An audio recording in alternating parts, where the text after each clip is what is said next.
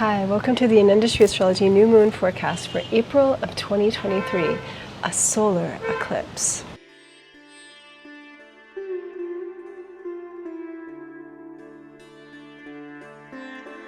The moon is waning, the energy is diminishing and changing. Things are getting sped up. How are you feeling? On April 19th, between 6:37 p.m. and 9:56 p.m., the moon will conjoin the sun, block the light of the sun in a ring of fire solar eclipse, and then begin to wax again. Feeling on edge of a breakthrough, of a new chapter, ready to step into new territory, or maybe not quite ready, but being pushed to do so. Maybe you're just uncertain of what's really in front of you, and you may feel rushed or pushed to step ahead anyway. The energy of eclipses is a powerful influence that speeds up our evolution, helps us step into new forms of living, try out new ways of being, and can have big transformational effects. And this solar eclipse is accompanied by two really important events. It's a very eventful month, actually. Just 2 days after the solar eclipse, we have Jupiter changing signs from Pisces into Aries. So very different. Pisces, the last sign, he's finally coming to the end. He's on the edge degree now, and he's going to, on the 21st, Jupiter will move into Aries, this first sign of the zodiac. And it is a sort of death and rebirth process there. And also Mercury will be stationing retrograde as well on that same day. So wow, there's a lot of things coming forward in the next weeks, and actually we're already in it. Eclipses can be felt for weeks, sometimes months, even years, you could say at times, before and after the actual event of the eclipse, and especially near where the eclipse is visible. Now this eclipse is only visible Northern Australia, Southeast Asia, and the Pacific. But already I noticed on the news, I've actually noticed a lot of speeding up and acceleration of kind of intensity, explosive events on the news. But in that area of the world, in Australia, there has been a record-breaking cyclone named Cyclone Ilsa that has been traveling almost exactly on the path of the solar eclipse. So you can see how eclipses accompany often natural disasters, storms or earthquakes. Maybe in some way in your life you feel like you're in a storm right now, or you're being faced with a turning point. An epiphany might be coming out of nowhere where it's time to do something else. Eclipse season has so much potential in it, but it is important to stay grounded and especially to slow down if you feel like things are going a bit too fast for you.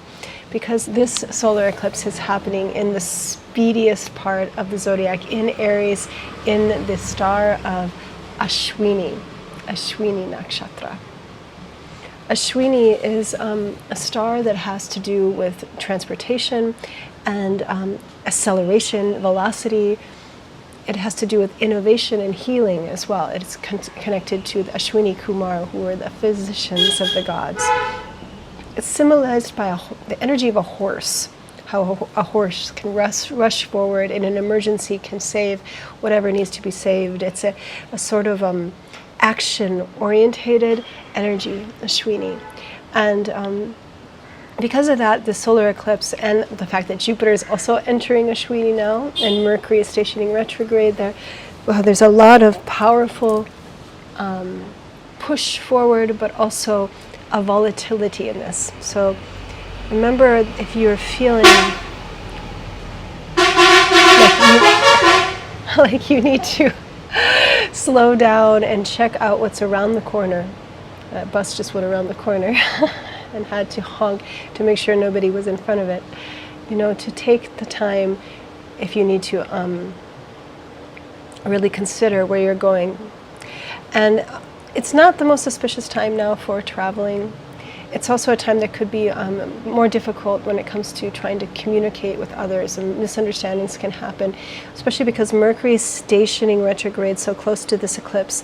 I feel like the next 3 weeks, this Mercury retrograde cycle that goes until May 14th, is going to be a really important one when it comes to self-understanding, clarity, revision, maybe even going back into your past, really untangling issues that may have been swept under the rug. Also Jupiter, the guru, the light of wisdom and dharma, who has been sailing through Pisces in the last year, is finally at the last degrees of this mystical sign and about to step into the fire of Aries.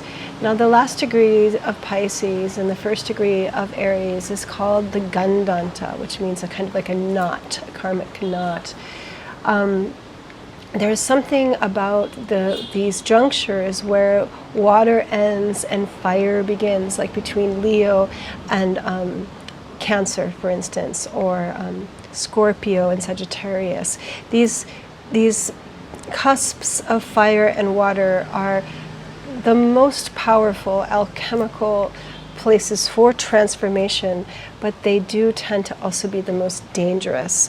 They are, by nature, very volatile. They are uncertainty places where it's either too hot or too cold or too extreme in some ways, places where also there can be just when something's at the threshold, it's hard to find a common ground or understanding. A lot of deep issues can come up here from the depths of Pisces as Jupiter's moving over the last degrees. And so this is a time to be aware that we have to make an effort to connect with others peacefully, to be patient, to slow down, to pray for world peace as well, because Aries is a natural sign of war. Aries is ruled by Mars, the god of war.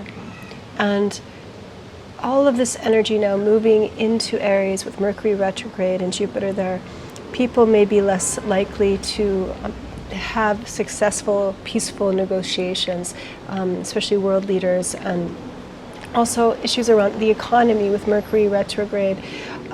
Maybe surfacing more issues around inflation or instability in the market. So brace yourself for this time. It's very unusual to have Mercury retrograde right as Jupiter's crossing such an unusual spot. And the last time we've had these kinds of combinations with Jupiter on the Gandanta and Rahu in Aries with Jupiter and things like this, there has been more market volatility. There has been more instability in the world. And if you took my 2023 forecast, I did talk about this a little. I decided to do another web class, a 2-hour web class, to talk more about Jupiter's next year, travel through Aries, his transit of Aries, his time with Rahu to create the Guru Chandal yoga that the two create together, and what that means for the world and also for you on a personal level. We're also going to go through the 12 signs, the 12 Vedic signs. So there will be a horoscope at the end. So if you'd like to join me, I'm going to do that right after Mercury stations direct on May 14th coming up. So you can register for that class below. I'll also include a link on my website, anandastrology.com. So we're in powerful transformational energy right now. And it's a time to ground yourself, to slow down if you can, take a look at what's being revealed. Sometimes surprises come forward, things you weren't expecting, and embrace this time as a time when you can make changes, actually, and really look at your path in a new way, open to a whole new possibility in front of you. Okay, so let's just see what the tarot cards have to say about this solar eclipse coming up in Ashwini Nakshatra.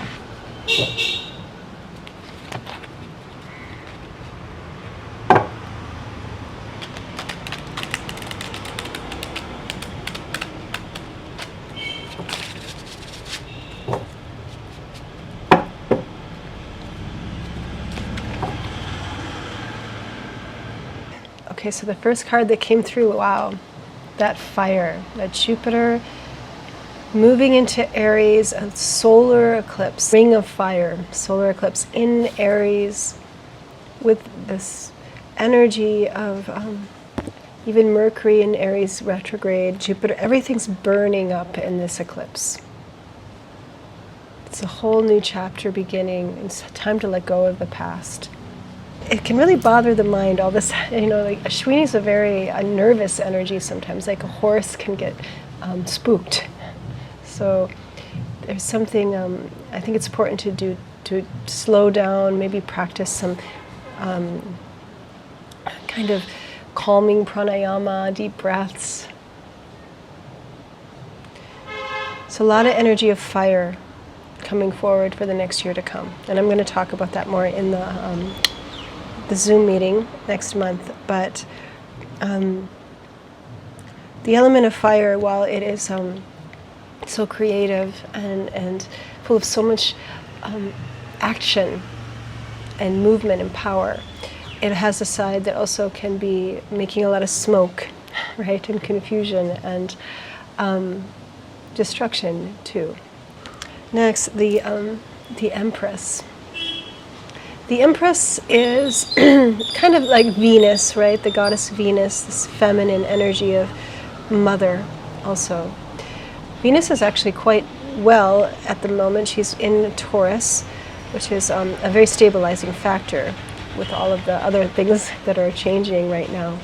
But this card also reminds me of nourishment and protection, which is something that Jupiter offers, especially when he was in Pisces. There's sort of motherliness to this. How do you mother yourself? How do you nourish yourself and care for yourself? And also, it's just, this card reminds me of where I am right now. It's so cute. There's like, you see the swan. I have some swans and ducks back here too. So finding your nourishing garden, your place of refuge, of beauty. And on the last card is the Queen of Cups. And this also reminds me of Jupiter as well. But this is the last degrees of Pisces. As Jupiter is going through the deepest, muddiest waters, the very bottom, lost in the ocean. Yeah, there's this deep sensitivity that can happen. It's not always easy to see what's in front of us in times like this. It's not always easy to be honest with yourself. In these times of uncertainty is a wealth of possibility. A spark of new life comes from the depths. The water that reflects a light of new clarity and focus. Trust in yourself. Hold yourself between what you give and what you receive.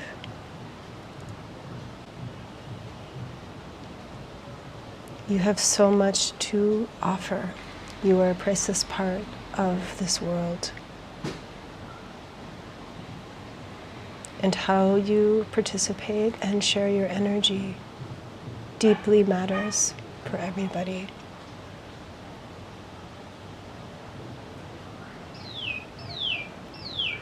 Allow yourself to be reborn. You can come forward without forgetting the past.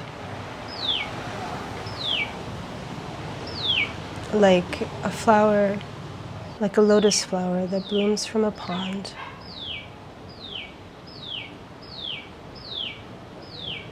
You are growing upward, steady and strong.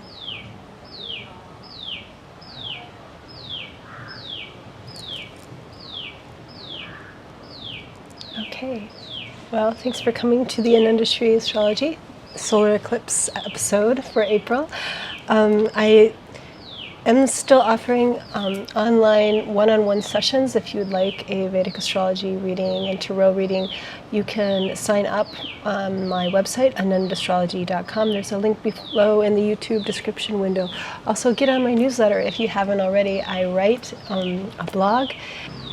Subscribe to this YouTube channel, and I will see you soon coming up on the next full moon. It is a lunar eclipse, so get ready.